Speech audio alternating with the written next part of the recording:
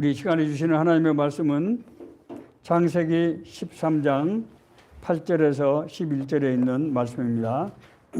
다 같이 일어서서 저와 여러분이 한 절씩 교독하시겠습니다.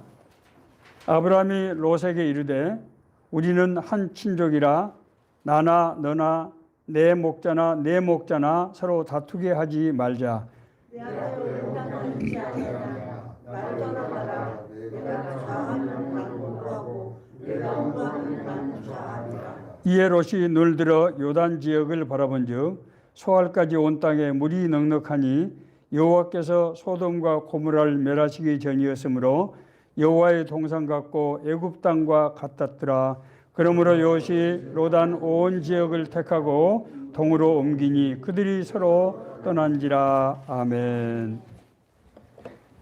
예, 오늘 설교 말씀은 롯의 비극 이렇게 붙여봤습니다. 참 정말 비극은 비극이죠. 하나님께서 아브라함을 택하셔서 약속의 땅으로 이제 가도록 하셨는데 롯은 자기의 삼촌 되는 아브라함을 따라서 그 약속의 땅으로 걸어갔습니다. 그런데 아브라함은 그 하나님께서 약속하신 그 땅에 도달해서 하나님의 약속을 이루게 되고 누리게 됩니다마는 롯은 그 약속을 이루기는커녕 아브라함의 자손과 갈등과 대립을 겪는 관계가 되고 말았고, 그래 마침내 역사 속에서 사라지게 되는 그런 비극을 이제 낳게 되었습니다. 도대체 왜 똑같은 비전을 따라갔는데 이런 결과가 되었을까? 도대체 롯에게 있어서 어떤 문제가 있었던 것인가? 많은 사람들이 교회를 다니지만은 하나님 나라가 무엇인지 또 자신의 삶 가운데서 어떻게 하나님의 뜻과 계획을 이루는지를 알지 못하기 때문에 그런 은혜를 누리지 못하고 살다가 구원이라는 엄청난 은혜를 받았음에도 불구하고 그 구원의 삶을 누리지 못하는 그런 안타까운 일들이 없지 않다고 하는 것입니다. 그래서 오늘 롯의 얘기를 통해서 우리가 반면교사로 삼아서 우리의 삶을 한번 비춰보고 정말 우리 삶 가운데서 하나님의 나라와 하나님의 뜻과 계획이 이루어지는 그런 은혜의 삶을 살아가야 되겠다. 그런 생각이 듭니다. 롯은 여러분 잘 아시는 대로 아브라함의 형제인 하란의 아들이죠. 그래서 아브라함에게 조카가 이제 되는 것입니다. 롯의 아비인 하란은 자기 아버지인 데라가 갈대아 우르에 있을 때 그때 사망을 했어요. 그래서 어려서부터 아마 특별히 삼촌인 아브라함을 따랐던 것이 아닌가 그렇게 생각이 됩니다. 사실 성경에는 아브라함이 장자인지 아닌지는 확실치 않으나 앞서 기록된 것을 볼 때 유대인 관습으로 볼 때 장자일 것이다 그렇게 학자들은 추정을 하고 있습니다. 그래서 아마 롯은 그런 여러 가지 사정으로 아브라함을 특별히 따랐던 것이 아닌가 그렇게 생각이 됩니다. 그래서 이제 아브라함이 하나님의 부르심을 받아서 이제 약속의 땅 가나안 땅으로 갈 때 같이 따라서 이주를 하게 됐습니다. 그러나 출발은 아브라함과 같이 그렇게 하나님의 부르심의 땅으로 향해 나갔습니다마는 롯은 삼촌인 아브라함과 계속해서 함께 하기가 어려웠습니다. 롯과 아브라함은 같은 목축업을 경영했기 때문에 양쪽 집안의 목자들끼리 서로 자꾸 갈등과 대립이 생기는 거예요. 서로 좋은 땅을 이제 차지해서 양들을 먹이기 위해서 서로 자꾸 이렇게 충돌이 되고 불화가 생기는 겁니다. 그래서 서로 좀 갈라지지 않으면 안 될 이런 상황이 됐던 것 같습니다. 이때 아브라함은 조카 롯에게 네가 먼저 좋은 목소지를 택해라. 네가 이제 정하면은 나는 다른 곳을 정하겠다. 내가 우하면 나는 좌하고 내가 좌하면 나는 우하겠다. 네가 먼저 결정해라. 그런 거 아니겠습니까? 그때 롯은 눈에 보기에 물이 풍부하여 초장이 넉넉한 사해 오른편에 있는 소알 땅을 선택했다. 그렇게 성경은 기록하고 있습니다. 그러니까 아브라함은 그 반대되는 땅,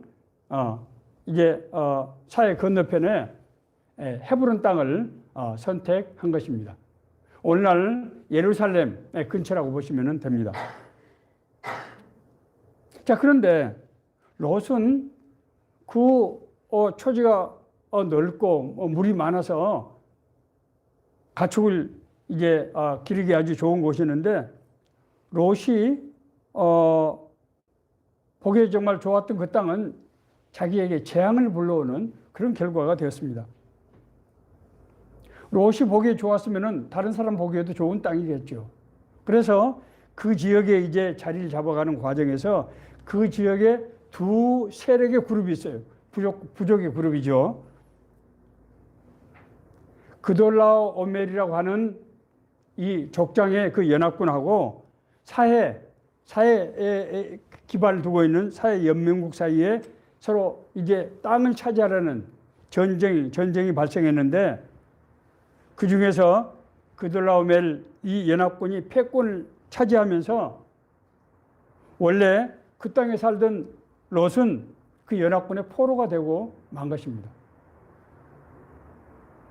자기가 눈에 보기 좋았던 땅이 자기에게 재앙을 지금 초래하게 되는 그런 결과가 된 거예요. 우리 눈에 좋은 것은 다른 사람 눈에도 좋게 보이겠죠. 그때 아브라함이 자기 자신의 이제 고용하고 있는 318명의 사병들을 동원해서 그돌라오멜의 연합군을 쳐서 그걸 격파해서 이제 롯을 극적으로 구출하게 됩니다. 아브라함의 도움이 없었다면 롯은 아마 생애는 그 장면에서 아마 끝이 나고 말았을 것입니다. 그 후에 이제 롯은 그 땅에서 더 이상 살지 못하고 소돔 땅에서 피신하게 되는 그런 일이 일어났습니다. 왜냐하면 여호와께서 그 땅의 타락상을 보시고 소돔과 고모라를 멸망시키실 마음을 품으셨어요. 그래서 이제 이 계획을 아브라함에게 하나님께서 말씀하시고 상의를 하십니다. 참 놀라운 일이죠. 왜 그랬을까요? 하나님이 아브라함을 부르셔서 택하셨기 때문입니다. 여호와께서 소돔과 고모라에 대한 멸망 계획을 아브라함에게 알리신 후에 이제 일 실행하기 전에 아브라함을 생각하사 천사를 보내어 롯으로 하여금 소돔 땅을 떠나게 하셨다라고 성경은 기록하고 있어요. 아브라함이 누굴 생각해서요? 하나님께서 아브라함의 생각해서 아브라함의 롯을 구원할 수 있도록 그렇게 조치를 하신 것입니다. 그러나 롯은 자기들이 지금까지 벌어놓은 그 많은 재산과 땅을 생각할 때 그것을 선뜻 떠나고 싶지 않았어요. 그래서 자꾸 미적거리는 거예요. 그래서 천사들이 너무 다급한 나머지 이제 조카 롯의 이제 팔 끌고 가족들을 이끌고 급히 그 지역에서 도피하게 되었습니다. 뿐만 아니라 천사들은 롯에게 산으로 도피해야 된다. 왜냐하면 이곳에 멸망이 되기 때문에 산으로 도피해야 된다. 그렇습니다. 불구하고 롯은 저 산까지 가기는 너무 멀고 내가 산에 가면 뭘 먹고 사느냐. 그래서 소알 성읍에 들어가서 살 수 있게 되려고 그렇게 간척을 합니다. 뿐만이 아닙니다. 여호와께서 소돔 땅을 이제 멸하실 계획이기 때문에 이 성에서 도피할 때 뒤를 돌아다보지 말라 그렇게 경고했어요. 그러나 롯의 아내는 그 경고를 어기고 뒤를 돌아다봄으로써 소금 기둥이 되어 숨을 거두게 됩니다. 뒤를 돌아다봤다는 얘기가 무엇을 상징하는 것일까요? 자기가 두고 온 재산들, 그 안락한 삶들을 피해서 지금 볼 때는 멀쩡한데 정말 살던 낯선 곳으로 간다고 하는 것이 정말 마음에 큰 그런 정말 아쉬움이 되었을 것입니다. 자신의 소유와 세상적인 삶에 대한 미련을 버리지 못한 것이죠. 이후에 이제 롯은 그 소알에서도 이제 정말 너무 타락한 지역이기 때문에 그 두려움에 살지를 못하고 나와서 산으로 이제 올라가게 됩니다. 산에서 롯은 이제 굴에서 이제 정말 이 노년의 나이에 살게 되는데 문제는 자기 자신의 대를 이을 그런 길이 없는 것입니다. 그래서 성경에 기록된 대로 어쩔 수 없이 자기 딸들을 통해서 자신의 대를 이을 두 아들 모압과 베남미를 얻게 되었습니다.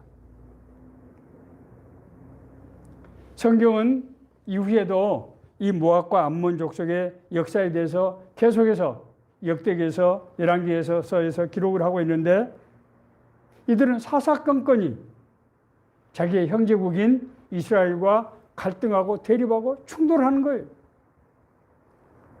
하나님께서는 이스라엘 모든 지도자들에게 너희 형제국인 모압을 괴롭게 하지 말라 그렇게 신명기서에서 말씀하셨어요. 모세에게 그렇게 하나님께서 명령을 하셨어요. 그래서 모세가 그것을 계속해서 전하라고 얘기를 합니다. 모압 족속하고는 다투지 마라. 너희들이 양보를 해라. 그렇게 하는 거예요. 그럼에도 불구하고 모압과 암몬 족속은 이스라엘을 사사건건 적대시하고 성경의 여러 곳에서 나옵니다. 사사기, 사무엘상, 사무엘하 뭐 이런 것에서 자꾸 이렇게 나오는 거예요. 뿐만 아니라 이스라엘이 멸망할 때는 바벨론하고 짜고 이스라엘을 공격까지 하게 되는 거예요.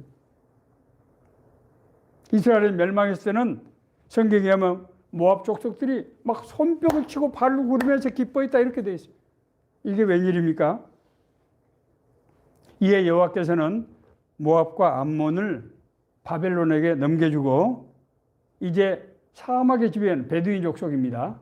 지배하는 족속의 지배를 받게 하다가 나중에 바벨론이 본격적으로 침공하면서 역사 속에서 그 이름이 사라지고 말았습니다. 하나님의 부르심을 받았지만은 하나님의 부르심을 따라갔지만은 하나님의 나라를 이루지 못하는 그런 비극이 이제 롯의 얘기입니다. 우리가 롯을 얘기를 통해서 우리가 어떤 교훈을 받을 것인가? 요새 문제가 무엇인가를 우리가 먼저 생각해 봐야 합니다. 롯의 비극의 첫 번째 원인은 하나님의 부르심을 받았지만 그 부르심을 깨닫지 못했던 것입니다. 롯은 자기 자신이 직접 하나님의 비전을 받지는 않았지만은 그 비전을 받은 삼촌 아브라함을 따라서 같이 갔다는 게 뭡니까? 같이 그 비전 속에서 살기 위해서 가는 것 아닙니까? 그렇잖아요. 그럼에도 불구하고 성경을 기록을 보면은 롯이 하나님의 비전, 하나님의 뜻에 대한 소망을 가지고 있다는 기록이 전혀 나와 있지 않습니다. 그렇기 때문에 롯은 자기 자신의 소유가 많아져서 세상에서 지위를 갖게 되고 그래서 자기 삼촌과 동거하기 서로 경쟁하는 그런 상태가 됐을 때 아브라함을 떠나는 그런 상황을 맞게 된 것입니다. 더구나 롯이 선택했던 땅은 하나님의 뜻과는 아무런 관계도 없는 자기 눈에 보이기에 좋은 그런 땅을 택했던 것입니다. 묵시가 없으면 백성이 방자에 행하거니와 율법을 지키는 자는 복이 있느니라. 잠언서 29장 18절에 있는 말씀입니다. 그래서 묵시는 하나님의 계시, 하나님의 계시는 우리가 비주얼라이즈, 하나님 우리를 비춰주는 거예요. 비전은 우리가 품는 것이 아니고 하나님께서 우리에게 비춰주시는 거예요. 무엇을? 자기의 뜻과 계획을. 그것이 비전이에요. 이 비전이 없으면 어떻게 된다? 사람이 방자에 행한다는 거예요. 올바로 행하지 못해요. 그러나 이 비전에 따라 사는 사람은 복을 받게 된다. 그런 말씀입니다. 하나님께서 자기 자신의 뜻과 계획을 우리에게 보여주시는 것은 그것이 우리에게는 바로 자기 자신의 정체성이 되는 것입니다. 우리 주 예수 그리스도의 하나님 영광의 아버지께서 지혜와 계시의 영을 너희에게 주사 우리에게 영적인 눈이 열리게 해서 그런 말씀이죠. 하나님을 알게 하시고 하나님이 어떤 분인지를 알게 하시고 너희 마음의 눈을 밝히사 영안이죠. 마음의 눈. 그래서 영안입니다. 그의 부르심의 소망이 무엇이며 성도 안에서 그 기업의 영광의 풍성함이 무엇이며 그의 힘의 위력으로 역사하심을 따라 믿는 우리에게 베푸신 능력이 지극히 크심이 어떠한 것을 너희로 알게 하시기를 구하노라. 기가 막힌 말씀이에요. 에베소서 1장 17절에서 19절에는 말씀입니다. 바울은 우리가 하나님의 자녀가 된다는 것이 뭐냐? 첫째는 하나님의 부르심의 소망을 알아야 된다는 거예요. 하나님의 부르심의 소망은 모든 사람에게 공통적으로 주시는 게 아니에요. 우리 각자에게 주시는 것입니다. 여러 가지 경험을 통해서 이 시간에 뭐 그걸 다 얘기할 수는 없습니다만은 그래서 하나님이 자기를 계시할 때 우리는 하나님을 알게 되고 나를 알게 되는 거예요. 아, 하나님이 날 이렇게 부르셨구나. 제가 늘 반은 자랑 삼아서 반은 간증으로 1990년 1월 19일 날 얘기를 합니다. 작은 일에 충성하라. 하나님께서 저에게 3번 그렇게 말씀하셨어요. 제가 유학에 실패했을 때 저는 그 말씀을 저희 집 가운데로 아예 적어서 거실에다 걸어놨습니다. 왜? 내가 흔들리지 않게 하기 위해서. 세상에서 권세와 지위를 차지했을 때 내가 흔들리지 않기 위해서. 작은 일이 뭡니까? 세상 사람들이 원하지 않는 것. 세상 사람들이 대단치 않게 생각하는 것. 그 일을 너는 하라는 거 아닙니까? 세상적으로 출세하고 성공하고 그런 환상을 버리라는 거예요, 하나님. 저는 그걸 잊지 않기 위해서 거기다 적어놓은 거예요. 자, 하나님께서 그것을 알 때 그 기업의 영광의 풍성함, 그 일을 맡은 사람에게 주시는 하나님이 맡겨주시는 일이 얼마나 그것이 대단한 일이고 엄청난 일인지를 네가 알고 그 일을 하는 사람에게 주는 권세와 능력이 어떤 것인지를 내가 알기를 원하노라. 바울이 지금 교인들에게 그렇게 얘기하는 거예요. 하나님의 사람은 자기 멋대로 사는 것이 아니라는 거예요. 하나님께서 각자를 향하신 뜻과 계획을 가지고 있고 그 길을 하나님께서 인도하실 뿐만 아니라 의를 할 수 있는 권세와 능력을 주신다는 거예요. 하나님 우리를 구원하실 때 우리를 미리 아시고 우리를 부르시고 우리를 어렵다 하시고 우리를 영화롭게 하셨다. 제가 사중구원을 늘 말씀드립니다. 우리를 미리 아시고 우리를 부르셨다는 얘기가 뭡니까? 우리 향하신 뜻과 계획을 가지고 계신다는 거 아니에요? 하나님의 아브라함을 부르시고 롯이 아브라함을 따라갔던 것은 바로 그 부르심에 따라간 것입니다. 인간은 하나님의 형상으로 인간이 지음을 받았다고 하는 것은 하나님의 인도하심을 따라 살도록 창조됐다는 말이에요. 내 인생은 내 것, 내 멋대로 사는 것이 아닙니다. 오해하면 안 돼요. 하나님을 믿고 하나님의 비전을 보았을 때 내가 누군지를 알게 되는 것입니다. 아, 나의 길을 나는 무엇을 위해서 어떻게 살아야 될 것인가 그때 비로소 알게 된다는 거예요. 내 멋대로 결정하는 것이 아니라는 거예요.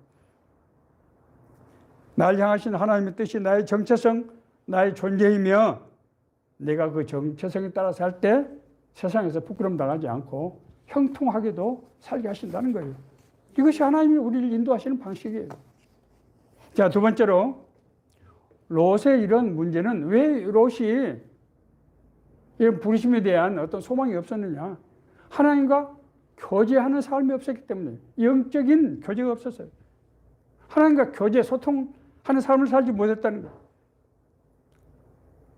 우리가 하나님의 나라에 대한 부르심에 대한 소망, 비전과 소망이 없을 때 일반적으로 두 가지 현상이 나타나는데 첫 번째는 세상적인 욕망에 사로잡힌다는 거예요. 세상적인 욕망의 다른 표현은 육신의 욕망입니다. 여기서 육신이라고 하는 것은 우리 피지컬 바디라는 뜻이 아니고 우리가 타락한 인간의 본성을 말하는 거예요. 우리가 보통 우리가 본능이라고 생각하는 것은 우리가 타락한 본성이라고 하는 것을 우리가 제대로 이해할 필요가 있습니다. 우리의 본능은 타락한 본성이에요. 그것은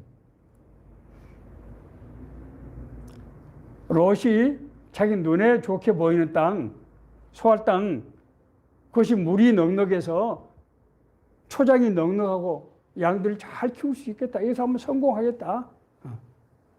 그렇게 생각했던 거예요. 아, 이것이 하나님이 나한테 주신 그 약속의 땅이 아니냐. 이렇게 생각했던 거예요. 그러나 성경은 소돔 사람은 여호와 앞에 악하며 큰 죄인이었다라고 성경은 바로 기록을 하고 있어요. 롯이 이걸 알았다 몰랐다? 몰랐어요. 영적인 감각이 있는 사람들은 자기가 어떤 일을 당하게 될 때 그것이 옳고 그런 일인지 아닌지 일인지를 분석적으로는 알지 못하지만 감각적으로 되게 알게 됩니다. 마치 어린아이들이 그 사물이 뭔지는 모르지만 감각적으로 좋은 것과 나쁜 것을 구별해서 자기에게 해로운 것, 이로운 것을 구별하듯이 자기에게 악하게 하는지 선하게 하는지 사람을 아이들이 감각적으로 느끼듯이 그런 영적인 감각이 있는 사람들은 그런 본능이 있는 거예요. 육신을 따르는 자는 육신의 일을, 영을 따르는 자는 영의 일을 생각하느니 사람은 무엇을 따르느냐에 따라서 지배를 받는다는 거예요. 육신의 생각은 사망이요 영의 생각은 생명과 평안이니라. 육신의 생각은 하나님과 원수가 되나니 이는 하나님의 법에 굴복하지 아니할 뿐 아니라 할 수도 없습니다. 롯은 하나님의 뜻에 굴복하지 않았을 뿐이 아니라 할 수도 없었어요. 왜? 영적인 감각이 깨있지 않았기 때문입니다. 우리가 구원받고 거듭날 때 나타나는 현상이 맨 처음에 나타나는 대표적인 현상이 하나는 뭔가 하면 우리 심령 안에서 죄된 것, 세상적인 것에 대한 거부감이 형성된다는 거예요. 지금까지 방탕하고 쾌락을 즐기고 나쁜 짓하고 하는 것들이 지금까지는 남들이 다 하는 것, 재미도 있고, 그런데 그것이 이상하게 싫어지게 된다는 거예요. 제가 하나님께서 저를 담배를 끊게 해주셨는데 담배를 끊고 나서 저에게 첫 번째 나타나는 현상은 담배 냄새 자체를 맡을 수가 없게 된 거예요. 그 냄새를 맡으면 막 구역질이 나고 해서 우리 직원들이 나 때문에 다 담배를 끊게 됐어요. 과장이 사무실에 앉아서 담배 냄새를 맡아보는데 직원들이 어떻게 하겠어요? 다 끊게 됐어요. 하나님이 주시는 은혜는 죄에 대한 거부감을 갖게 하시는 겁니다. 우리가 막 의지적인 노력으로, 물론 인간의 이성적인 인간이기 때문에 의지적인 노력이 필요합니다. 제가 그걸 부인하는 게 아니에요. 그러나 근본적으로 우리 마음속에 그런 이길 수 있는 그런 역량을 잠재 능력으로 주신다는 거예요. 그러나 육신의 죄성이 끌리게 되면은 세상 것이 좋게 보이게 되고 그래서 세상적인 욕망이 매게 된다고 하는 것이 바울의 말씀이에요. 요한일서 2장 15절 16절은 자, 우리가 끌리게 되는 그 세상적인 욕망이 뭐냐? 이 세상이나 세상에 있는 것들을 사랑하지 말라.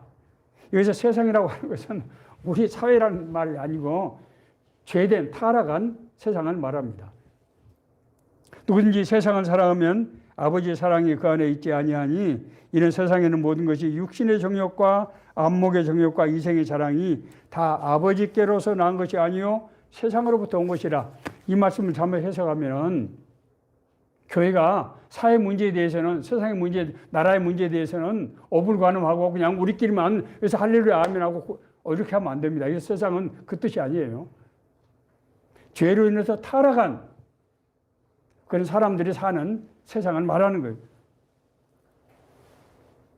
구원받은 자에게 나타난 대표적이며 공통적인 현상은 하나님과 하나님 나라에 대한 소망을 품게 되는 거예요.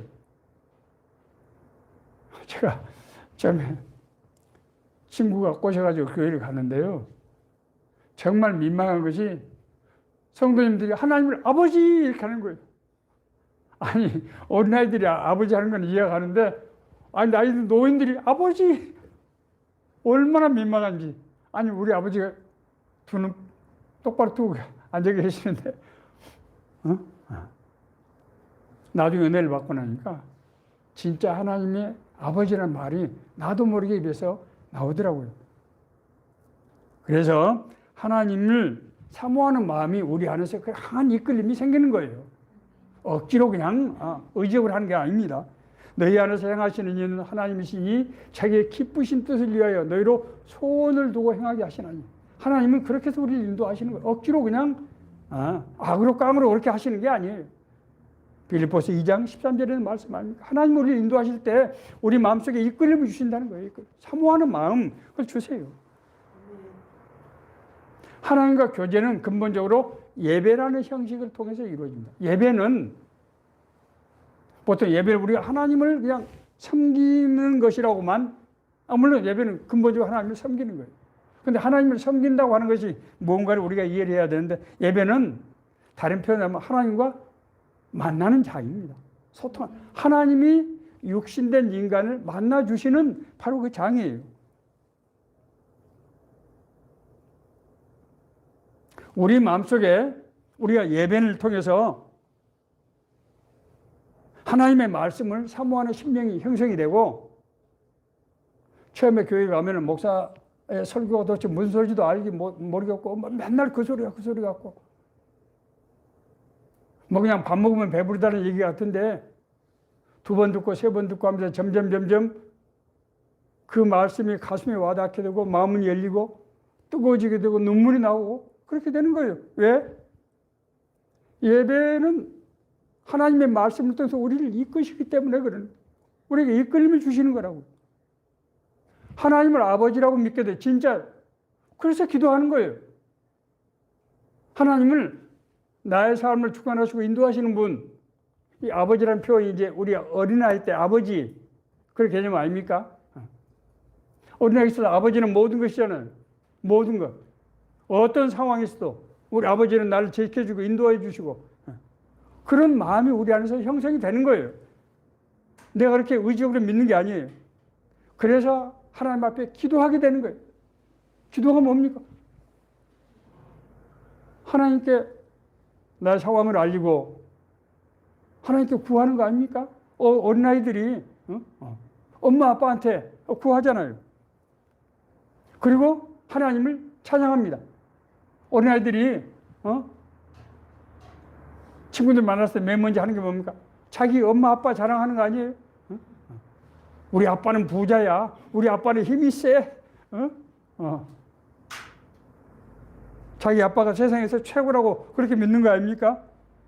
그것이 예배하는 심령이 주시는 성도들의 마음속에 일어나는 현상이라는 거예요.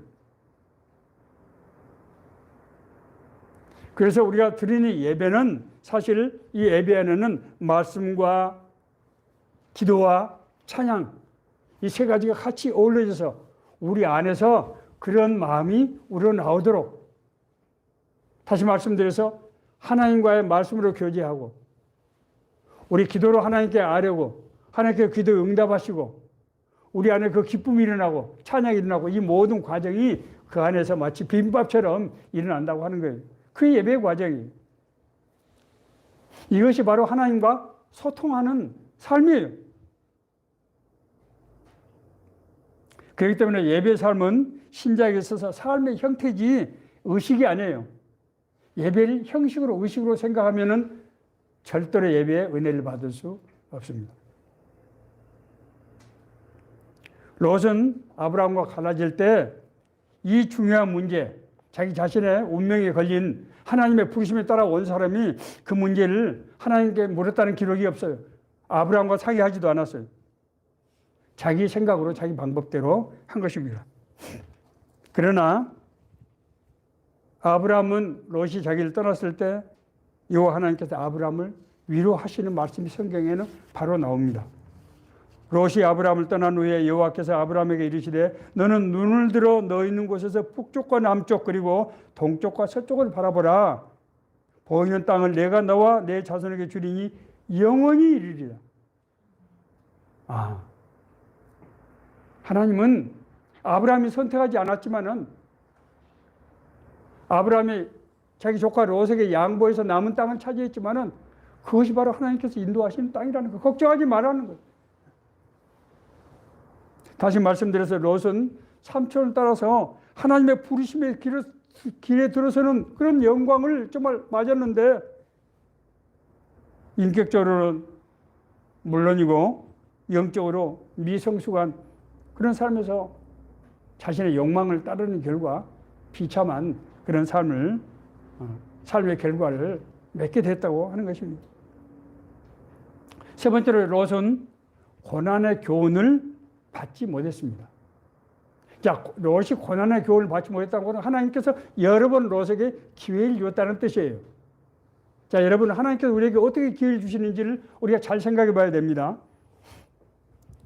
롯은 소돔 땅에서 재산을 많이 형성해서 형통하는 것처럼 보였습니다.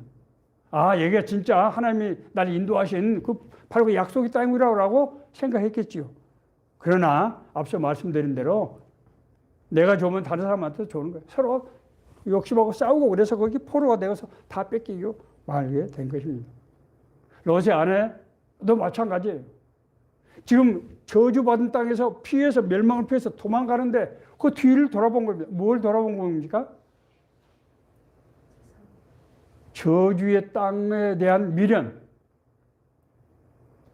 물론 그때는 저주받기 전이죠. 그 저주받은 땅에 대한 미련이 아직까지 거기서 해나지 못했다고 하는 것. 육신은 지금 도망 나오지만은 마음은 거기 있다고 하는 것을 지금 상징적으로 나타내는 표현 아니겠어요? 그렇죠? 뿐만 아니라 롯은 천사들이 직접 명령한 것도 따르지 않았어요. 산으로 도망가야 된다. 왜냐하면 타락한 세상을 하나님이 멸망시키는데 자꾸 그쪽으로 가려고 하는 거예요. 그건 왜 그렇습니까? 영안이 없기 때문이고, 더구나 천사가 하나님의 말씀인데 천사의 말도 제대로 듣지 않고 자꾸 소아룹으로 나는 사람들이 사는 저곳에 가야 되겠다 이렇게 한 것입니다. 그래서 그 소아룹에 가서 성경에는 뭐 몇 년이라고 기록하고 있지는 않지만 아마 상당 기간 살아서 롯이 나중에 노인이 돼서 더 이상 정상적인 방법으로 자손을 이룰 수 없는 상황이 된 거예요.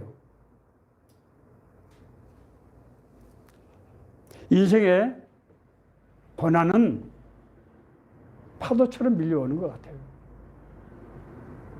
세상을 살면서 나는 고난이 없다 하는 사람은 나는 세상에 대해서 책임을 느끼지 않고 살고 있다는 말의 다른 표현이에요. 죄악으로 관영한 세상, 수없이 많은 사람들이 고통하고 신음하는 이 세상에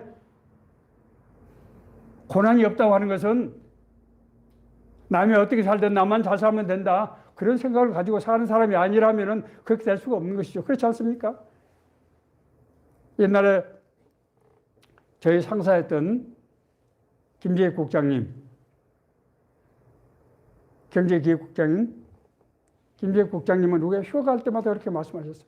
지금 한 해가 와서 농민들이 너무나 고통을 받고 있다.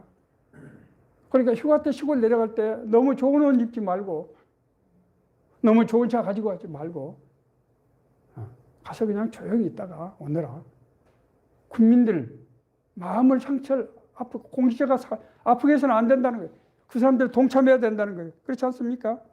인생에는 고난이 없을 수는 없지만은 믿는 사람에게 오는 고난은 특별한 메시지가 있다고 하는 것을 우리는 생각할 필요가 있어요. 성경이 그렇게 기록하고 있어요. 하나님께서 우리 모든 고난 자체를 없애주시면 좋겠지만 하나님께서는 그렇게 하시는 않은 것 같아요. 그 대신 하나님께서는 우리가 처한 모든 상황 속에서 그 고난까지도 이용하셔서 우리를 온전한 인격으로 성숙시킴으로써 고난이 더 이상 고난이 되지 않게 하는 그런 방법으로 우리를 인도하신다는 거예요.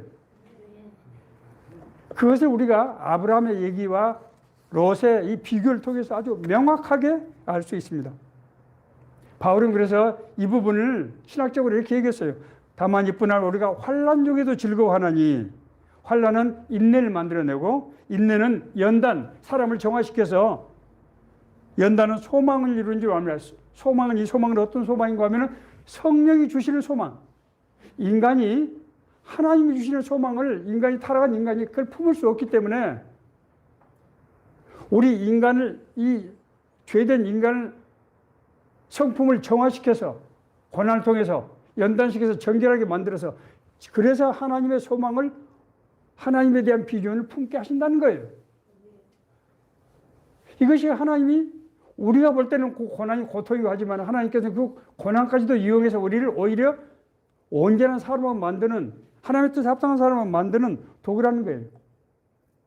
자, 이제 제가 말씀을 마무리하면서 이 롯의 얘기가 주는 우리가 메시지, 우리가 신앙생활에 주는 메시지를 우리가 한번 생각해 볼 필요가 있습니다. 교회는 다니지만은 자신의 생각대로 사는 사람들이 생각보다도 많은 것 같아요. 저는 그렇게 느끼고 있습니다. 심지어 어떤 소천하신 목사님은 우리 한국을 대표하는 아주 정말 대단한 목사님 중에 한 분이었어요. 그분은 자신의 성도들이 90%가 구원받는 삶을 누리지 못하고 있다, 이렇게까지 말씀하셨어요. 자기들 성도들 앞에서 그냥 하시는 말씀이에요. 어려울 때 기도는 하지만은 무엇을 어떻게 해야 될까 하는 삶의 방향성에 대해서는 여전히 자기 생각과 자기 방법대로 자기 주도적으로 산다는 거예요. 그러나 되게 교회 다니는 사람들이 성실하고 또 능력 있는 사람들이 많잖아요. 사람 인생을 성실하게 사니까 그런 종교적인 생활을 하려고 하겠죠. 그렇지 않습니까? 그런 사람들이 나름대로 남보기에 괜찮은 삶을 살게 되는데 그것을 하나님의 은혜로 착각하는 경우도 있는 것 같아요. 이런 것을 우리가 영적인 미성숙이라고 합니다. 저도 아픈 영적인 미성숙 과정을 거쳤습니다. 영적인 미성숙이란 말은 하나님의 은혜 안에서 자라지 못한다고 하는 것입니다. 우리가 영적인 미성숙 상태를 어떻게 알 수 있느냐? 보통 두 가지로 얘기를 합니다. 첫째는 세상적인 가치를 여전히 추구할 때 그건 영적인 미성숙이라고 보는 거예요. 그건 틀림없어요. 두 번째로 죄 문제에 대해서 고민이 별로 없는 사람. 이것은 정말 영적인 미성숙의 확실한 증거입니다. 자기 자신의 죄의 문제에서 괴로워하지 않은 사람은 영적인 미성숙이다. 요한 1서에서 저자는 그것은 거짓말이라고까지 말하고 있어요. 죄가 없다고 하는 것은 거짓말이다. 죄를 고백하지 않은 것은 거짓 행동이라는 거예요. 인간은 죄를 짓지 않고 살 수 없어요. 영적인 성장이라고 하는 것은 주님과 동행하는 과정에서 통해서만 형성이 되는 거예요. 물론 우리가 기도원에 가서 말씀과 기도의 삶을 살고 늘 말씀과 기도에 정말 삶을 그 안에서 살기를 애쓰고 하는 것이 정말 필요하지만은 그러나 근본적으로 하나님께서 인도하시는 길에 따라서 그 일을 살아가는 과정에서 하나님께서 우리를 변화시키시고 우리를 인도하시고 그 과정을 통해서 하나님과의 진짜 영적 교제가, 실제적인 교제가 이루어진다고 하는 것입니다. 물론 육신을 가진 인간이 하나님의 뜻을 다 분별해서 그 뜻대로 산다고 하는 것은 쉬운 일이 아니에요. 정말 어렵습니다. 이것은 누구에게도, 아무리 믿음이 좋은 사람에게도 하나님의 뜻을 모든 걸 분별해서 뜻대로 산다 쉽지 않아요. 자, 그런데 그럼에도 불구하고 그런 시행착오는 무용한 것이 아니라는 거예요. 여러분, 아브라함은 믿음의 사람 아닙니까? 처음에 하나님의 부르심을 받았을 때 나이 75세에 그 부르심을 받아서 미지의 땅으로 가게 되잖아요. 그런데 아브라함이 시행착오 없었습니까? 그렇지 않습니다. 창세기는 12장 바로 부르심을 받은 바로 이후부터 23장 1일까지 물경 10장이 넘는 그런 과정을 통해서 아브라함의 시행착오를 끊임없이 5가지로 얘기하고 있습니다. 제가 뭐 그 얘기를 오늘 말씀드릴 시간은 없습니다만은 우리가 하나님의 뜻을 때로 살기를 원하는 마음이 있지만은 그 하나님의 뜻을 살 때 여러 가지 시행착오를 거치게 되는데 하나님은 그 시행착오를 통해서 우리 하여금 깨닫게 해주시고 우리 하여금 돌이키게 해주시고 그래서 우리가 하나님 앞에 더 가까이 나가게 하시고 그래서 우리가 하나님의 정말 인도하심을 받고 하나님의 뜻에 합당한 사람이 되게 하시는 그런 과정이라는 거예요. 우리가 완전한 믿음이나 완전한 분별력을 가지고 하나님의 뜻을 수행하는 것이 아닙니다. 제가 여러분에게 위로 겸해서 한 말씀을 드리겠습니다. 여러분 다 승용차 운영하시잖아요. 요즘 승용차 우리가 모르는 길 갈 때 뭘로 갑니까? 내비게이션을 가잖아요. 자, 근데 내비게이션이 얼마나 신통한 거면은 우리가 잘못된 길로 갔을 때 경로를 바꾸겠습니다 라고 예쁜 아가씨가 목소리로 말하더니 다른 길로 바꿔주는 거 아닙니까? 그래서 그 목적 방향으로 가게 하는 거죠. 하나님이 쓰시는 방법이 그거예요. 우리가 하나님의 뜻으로 살기를 원하면 그런 마음이 있으면은 우리가 설사 잘못된 선택을 하더라도 그것을 이용해서 오히려 우리를 더 깨우치게 하시고 우리가 더 믿음의 사람으로 만드시고 자기네 약점을 고치게 하시고 그래서 보다 성숙하고 성장된 그런 사람으로 만드신다는 거예요. 전화위복이에요. 그래서 뭐 이런 말 하면 안 되겠지만은 오히려 그런 시행착오가 우리 영적 성장에 더 도움이 된다고 하는 거예요. 그 과정을 거치지 않으면은 우리의 영적 성장이 되지 않습니다. 그 과정 속에서 우리는 하나님께 구하게 되고 하나님의 음성을 듣게 되고 하나님의 인도하심을 받게 되고 하나님과 동행하는 친구가 되는 삶을 살게 되는 것이죠. 내가 너희를 전에는 종이라고 했지만 이제는 나하고 친구다. 동업자라는 여기서 친구란 말은 동업자라는 뜻입니다. 동업자. 하나님이랑 혼자 하는 것이 아니고 아브라함에게 상의했지 않습니까? 예수님도 이제는 너희를 나의 종이 아니고 친구라고 하겠다. 제자들을 보고 친구라고 그렇게 말씀하셨어요. 우리가 하나님의 뜻에 따라 살려고 하면은 하나님께서 우리 시행착오까지도 이용하셔서 하나님의 길로 인도하실 뿐만 아니라 우리가 더 영적으로 성숙한 사람 되어서 정말 이 땅에 살면서 하나님 주신 놀라운 은혜를 누리게 할 뿐만 아니라 우리를 통해서 하나님의 놀라운 뜻과 계획이 이루어지게 되는 그런 삶을 살게 하신다고 하신 것입니다. 오늘 이 말씀이 우리 모두에게 주시는 하나님이 인도하시는 말씀 하나의 은혜의 말씀이 되기를 간절히 바랍니다.